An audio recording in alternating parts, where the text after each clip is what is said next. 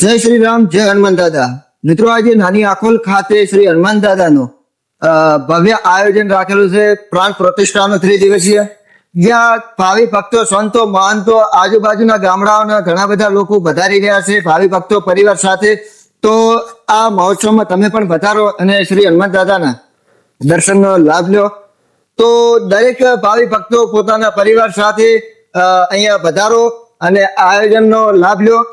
આખોલના ગ્રામજનો અને બજરંગ યુવક મંડળ દ્વારા ખૂબ જ સારું એવું આયોજન રાખેલું છે અને લોકોની સેવા પણ સારી આપી રહ્યા છે. તો તમે પણ એકવાર પધારો, હનુમાન દાદાના દર્શન કરો અને યજ્ઞ, હનુમાન દાદાની મૂર્તિ, ખૂબ જ એવું સારું આયોજન છે અને ભક્તો પણ એવી સારી સેવા આપી રહ્યા છે. આપણે સાહેબ પણ એવું સારું એવું બધું ધ્યાન રાખી રહ્યા છે કે આયોજનને કોઈ બગડવા દેતા નથી એવું, અને ખૂબ જ સારી એવી પાર્કિંગ થી લઈને તમામ પ્રકારની, એવું નથી કે નોકરી ઉપર બેઠા એટલે બાકી આ પણ એક ભક્ત થઈને અહીંયા સેવા કરી રહ્યા છે. તારીખ 16, 17 અને 18 3 દિવસનું ભવ્ય પ્રતિષ્ઠાનું આયોજન રાખેલું છે અને આયોજન ચાલુ પણ છે. તો તમે પણ એકવાર જરૂરથી પરિવાર સાથે પધારો અને એવા સંતો, મહંતો, ભક્તો તમામ મોટી સંખ્યામાં ઉમટી રહ્યા છે. તો તમે પણ એકવાર જરૂરથી પધારો.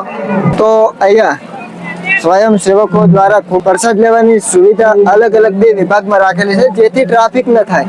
અને મિત્રો, સ્વયંસેવકોને તમને કહેવું ન પડે એના માટે તમે પોતાની રીતે પોતાનું આયોજન, પ્રસંગ હોય એ રીતે તમે સંભાળીને સુંદર પ્રસંગ બનાવજો. અને આપણો બધાનો જ આ મહોત્સવ કહેવાય, પ્રાણ પ્રતિષ્ઠા મહોત્સવ. એટલે કોઈને તમને એવું લાગે કે આ વસ્તુ વચ્ચે પડી છે તો એ વસ્તુ આપણે જાતે સાઈડમાં કરી દેવાની. એવું કે એમ ન કહેવું કે સ્વયંસેવક કયો એ શું વસ્તુ કઈ રીતે પડી, આપણે જાતે જ કરી દેવાનું. પછી સ્વયંસેવક તો ખાલી નામ લખાઈને સ્વયંસેવક બન્યા છે, તો જાતે આપણી મહેનતથી આપણે સ્વયંસેવક બનવું હોય તો કોઈ ના નહીં પાડતું. વચ્ચે કોઈ થાળી પડી હોય તો આપણે ઉઠાવી લેવી. ડીસા તાલુકો નાની આખોલ ગામે ગ્રામજનો અને સ્વયંસેવકો દ્વારા ખૂબ જ સુંદર એવું આયોજન કર્યું છે, જેમાં તમે જોઈ શકો છો પાછળના ભાગમાં ગામના લોકો સ્વયંસેવકોથી દરેકને પૂછીશું કે આ આયોજન તમે ખાસ કેટલા ટાઈમથી કરી રહ્યા હતા અને તમને શું અનુભવ થઈ રહ્યો છે. આવો તો આપણે વાત કરીશું. તો તમને કેવું લાગે છે આજે તમે જે આયોજન કરી રહ્યા છો, કેટલા ટાઈમથી તમે આયોજન કરતા હતા? લગભગ અમે 6-1 મહિનાથી દાદાની પ્રતિષ્ઠાનું આયોજન કરતા હતા. સમસ્ત ગ્રામજનો, યુવાનો, વડીલો તથા આયોજક મિત્રો સર્વે ભેળા મળી અને દાદાની પ્રાણ પ્રતિષ્ઠા મહોત્સવનું આયોજન કર્યું. અને આજે એ પ્રાણ પ્રતિષ્ઠા દિવસનો પ્રથમ દિવસ છે.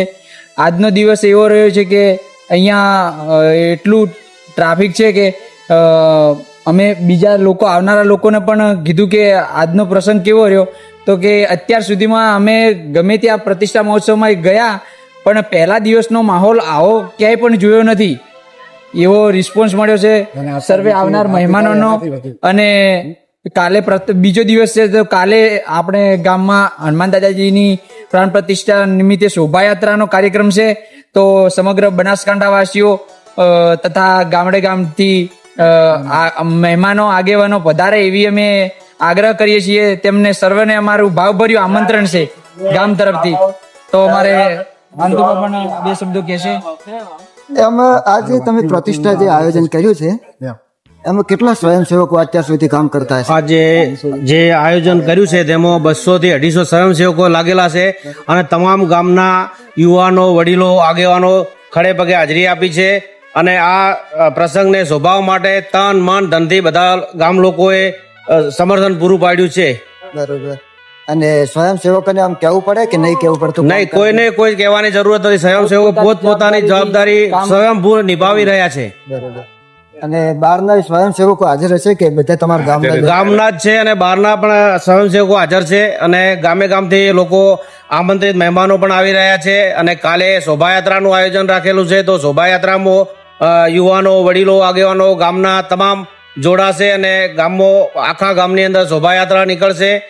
અને આ જે તમે આયોજન કર્યું આજે, એ તમને આમ કઈ રીતનું લાગે કે આવા આયોજન થવા જોઈએ કે આમ કે ડાયરા થાય થવા જોઈએ? આ આયોજન ખરેખર બહુ સુંદર, અકલ્પનીય, અવિશ્વનીય કહેવાય એમ કે જોરદાર, જોવાલાયક. અને દરેક ગામના લોકો ખુશ છે. અત્યારે બધાનો માહોલ જુઓ તમે.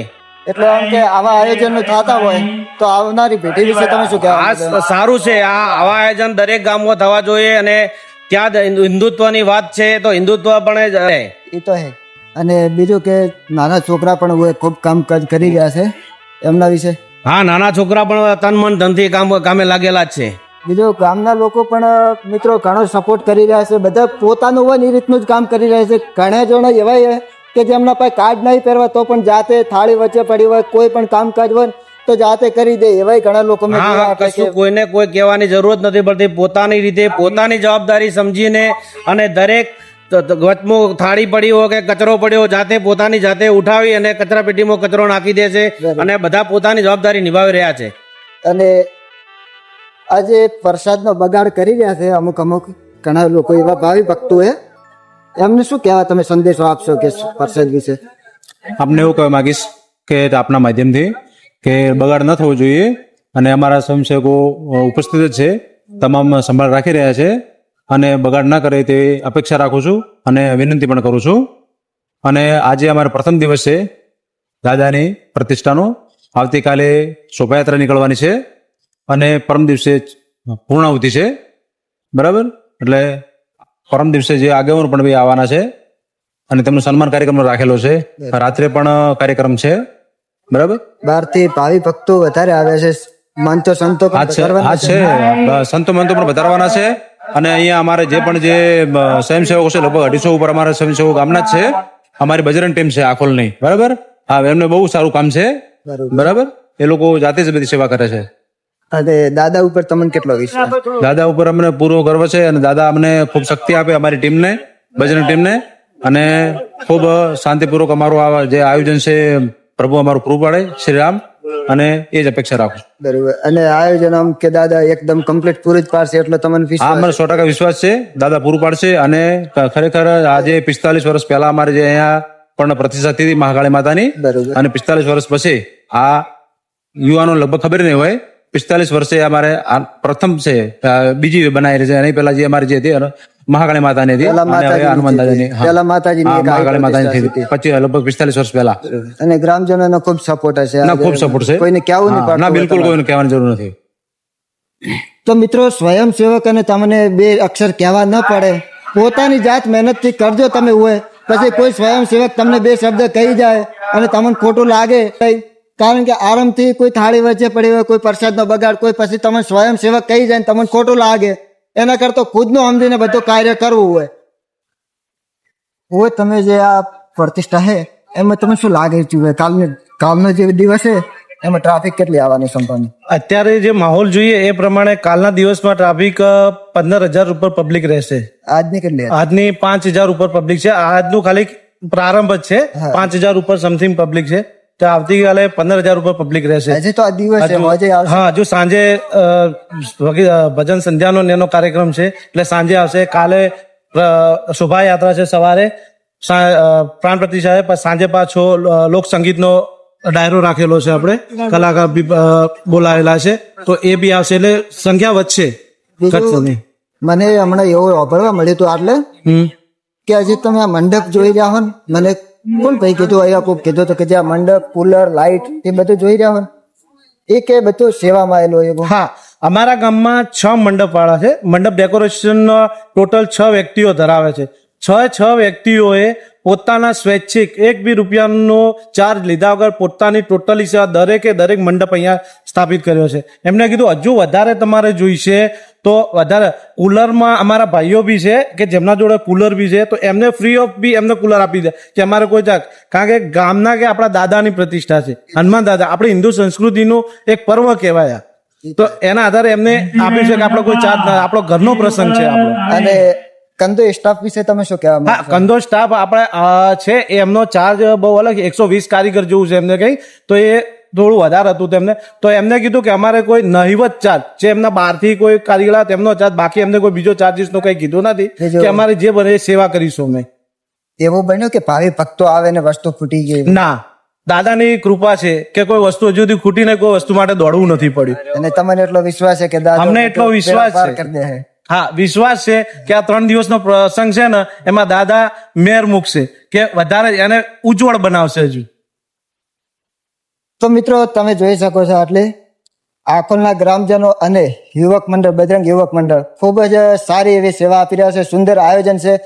તમે બહારના ગેટથી તમે આવો ને એટલે પાર્કિંગ થી લઈને છેક આ ડૂમ સુધી તમે આવો એટલે દરેક લોકો એક નંબર તમને સારો એવો પ્રતિસાદ આપશે, સારો એવો ભાવ આપશે.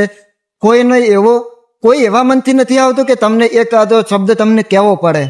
એટલે સારો એવા સ્ટાફ છે. સ્વયંસેવકો પણ ખૂબ પોતાની કાળજી જાળવીને કામકાજ કરી રહ્યા છે. દરેક એવું નથી કે આ વિભાગમાં એટલે આટલો જ વિભાગ અભાળો. જે વિભાગમાં એવું લાગે કે આ વિભાગમાં માણસની જરૂર છે તો જાતે જ સેટ થઈ જાય. કોઈને કહેવું નહીં પડતું કે તમે આ વિભાગમાં જો, આ વિભાગમાં જો. એટલે ખૂબ જ મને ગમ્યું કે આવા સ્વયંસેવકો પણ ભક્તિ ભાવમાં તમારે શું કહેવું? હવે આવા પ્રોગ્રામો કેટલા થવા હારા આમ થવા જોઈએ ને? થવા જોઈએ. જે વરઘોડામાં નૃત્ય જાય તો હવે ગામમાં ધાર્મિક પ્રસંગો થવા જોઈએ. ધાર્મિક પ્રસંગો ડાયરામાં એવું છે કે ડાયરો એક આપણો લોક સંગીતનો એક ભાગ છે કે જેના દ્વારા આપણી લોક સંસ્કૃતિ, આપણી હિન્દુ સંસ્કૃતિનું એક વર્ણન આપણી પેઢી દર પેઢી અને ઉજાગર કરતા છે. આપણી જે ગાથાઓ છે એમના તરફ આપણે લાવી શકીએ. એટલે ડાયરાઓનું લોક સંગીતનું આયોજન થવું જોઈએ, એ ધાર્મિક રીતે થવું જોઈએ. આજે મેં જોયું ખાસા સ્વયંસેવકો હતા કે તડકે ઉભા ઉભા બિચારા સેવા કરી રહ્યા છે. એમને અત્યારે હું પૂછવાનું છું બહાર જઈ કે જે પાર્કિંગમાં ઉભા ભાઈઓ, પછી પાછળના ભાગમાં એટલે મેં જોયા ભાઈ બધા કોઈ છાસ વાળા, કોઈ આપણા જે પ્રસાદમાં ઉભા.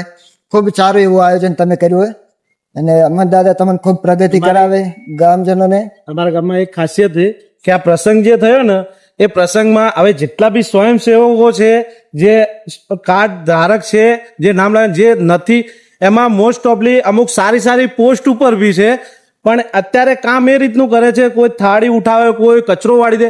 એમને કોઈને એ હોદ્દાનું ભાન નથી કે હું કયા હોદ્દા ઉપરથી કઈ આવું છું. અત્યારે બધા ઇક્વલ થઈને જ કામ કરે છે. બસ મારો પ્રસંગ છે ને અમે કામ કરીએ. અત્યારે બધા એ રીતના જ યુવાધન કામ કરી રહ્યું છે અને આ સંસ્કાર જે આવ્યા છે એ આપણા હિન્દુ સંસ્કૃતિમાં જળવા જો. આ રીતના જો સંસ્કાર આવે તો દરેક ગામડું સ્વર્ગ બની જાય. આટલામાં કોઈ હોદ્દા વાળા કોઈ જોબ ઉપર હોય એવા કે નોકરી કરતા આપણા આટલામાં ઉભા કોઈ આટલા? હા, ઘણા વ્યક્તિઓ છે. હું પોતે જ છું. બેંકમાં. એટલે તમે જે બેંકમાં આમ તમારું શું કે તમારી તૈયારીથી તમે બેંકમાં ગયા હો કે દાદાના પ્રતાપથી તમે જાયેલા?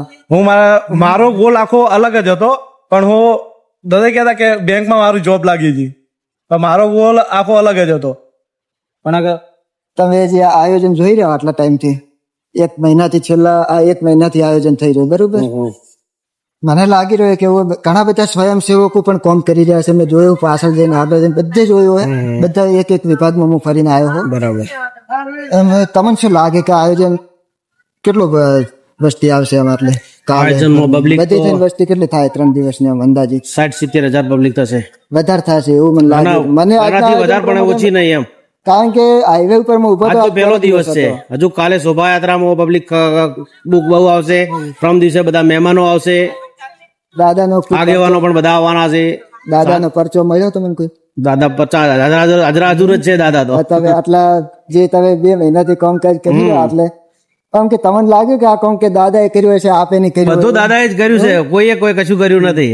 એમના પ્રતાપે છે બધું. આપે ખાલી નિમિત્ત બને આપણે એવું નિમિત્ત લાગે છીએ. ને? હા, આપણને ખાલી કામ કરવા જ હા, મળ્યા બસ બાકી. આપણે તો કોમ જ કરવાનું, બાકી દાદા બધું કરે છે. પૂરું એમને પાડવાનું. પૂરું એમને કરે. તમે તો ખાલી આપે તો હા ઋણી થઈને આવ્યા હા, દાદા. બસ આપણે એમના ઋણી છીએ. બીજો કોઈ સારું? તો મિત્રો ખૂબ જ સારું એવું આયોજન કર્યું છે. ગ્રામજનો અને બજરંગ સ્વયંસેવકે ખૂબ જ એવી હાજરી આપી છે. 3 દિવસનું આયોજન છે. તારીખ 16, 17 અને 18. આવતીકાલે 17 તારીખના રોજ સવારે શોભાયાત્રાનું આયોજન છે. રાત્રે એમને રાખેલું છે ભવ્ય લોક ડાયરો અને 18 તારીખના રોજ સંતવાણીનું આયોજન કરેલું છે.